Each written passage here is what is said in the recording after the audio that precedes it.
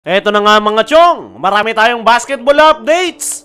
Jamie Malonzo, ang unsung hero ng Barangay Ginebra sa nakalipas na Game 4. Justin Brownlee, tatapusin muna ang finals bago ang surgery sa kanyang kamay. Sa nakalipas nga ng Game 4 finals kagabi ay maraming ang ginulat etong si Justin Brownlee dahil ine-expect ng lahat na hindi ito makapaglalaro sa kanyang kupunan matapos itong tamaan ng injury sa kanyang kamay. Pero puso at never say die attitude nga ang ipinairal ni Justin Brownlee dahil naglaro pa rin ito kahit hindi okay yung kanyang kamay. At sa kabila ng injury na dinaranas ni Justin Brownlee ay napakaganda pa rin ng performance na kanyang ipinakita kung saan nagtala ito ng double-double performance, 23 points at 12 rebounds kasama ng kanyang 5 assists at 2 block shots. Pero kahit maayos at okay yung ipinakitang performance ni JB ay hindi nga nangangahulugan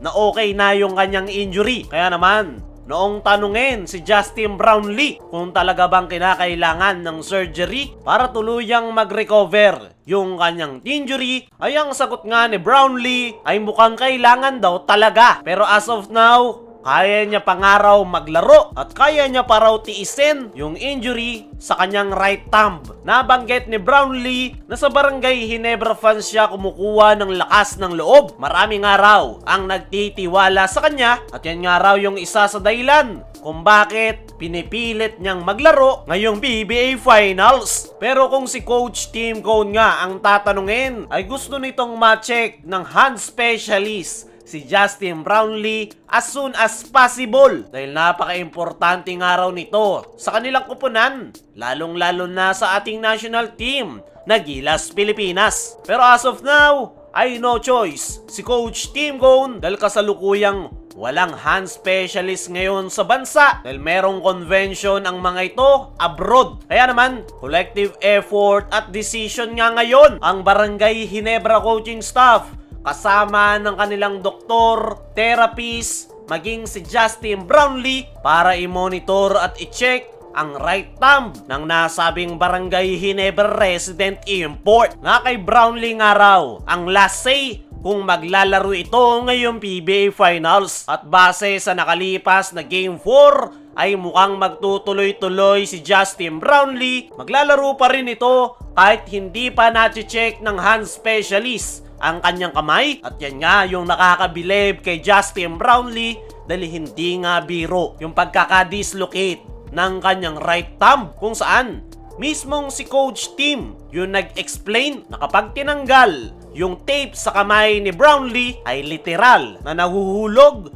yung right thumb ng nasabing import. Ayon pa nga mismo kay Coach Tim ay base nga raw sa desisyon ni Brownlee ay tatapusin nga muna raw nila ang PBA Finals bago sila maghanap ng hand specialist na tututok sa pag-recover ni Justin Brownlee. Para sa akin mga chong, ay sugal ang ginagawa ngayon ng Barangay Ginebra at ni Justin Brownlee na naglalaro ito ngayong PBA Finals kahit pa hindi pa talaga na-check ng hand specialist ang kanyang kamay. May posibilidad na lumala pa yung injury ni Brownlee dahil po pwede itong matamaan throughout the series. Pero wala ngang paki dyan etong si Justin Brownlee dahil talagang gusto nitong tulungan ang Barangay Ginebra na makuha ang kampyonato kahit pa mas lumala pa yung kanyang hand injury. Dumako naman tayo dito sa kabilang balita.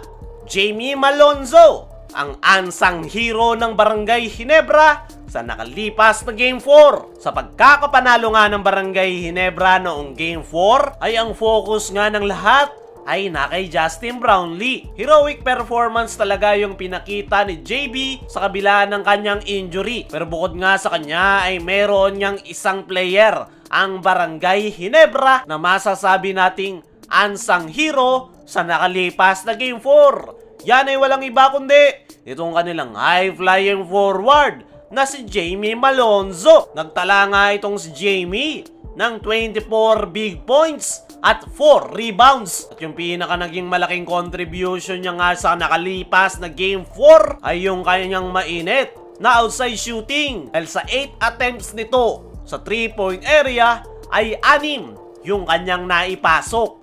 75% 3-point field goals nga yan at si Jamie nga yung pinaka nag-step up para tulungan si Justin Brownlee. Ayun nga mismo kay Jamie Malonzo ay napaka-importante nga raw ni Brownlee sa kanilang kupunan. Meron nga raw itong iniindang injury, kaya naman ang mindset ni Jamie ay tulungan at mas pagaanin ang trabaho ng kanilang resident import. At yan nga yung dahilan kung bakit nila naitabla ang final series. Para sa akin mga chong, isa si Jamie Malonzo sa mga kinakailangan ng Barangay Ginebra na mag-step up ngayong PBA Finals. At yung magandang outside shooting na ipinakita ni Jamie Malonzo ay isang magandang sign para sa kanilang kupunan. At kung may pagpapatuloy niya nga yan sa darating na Game 5, tapos may papakita niya pa yung kanyang magandang depensa, ay malaki yung chance ng Ginebra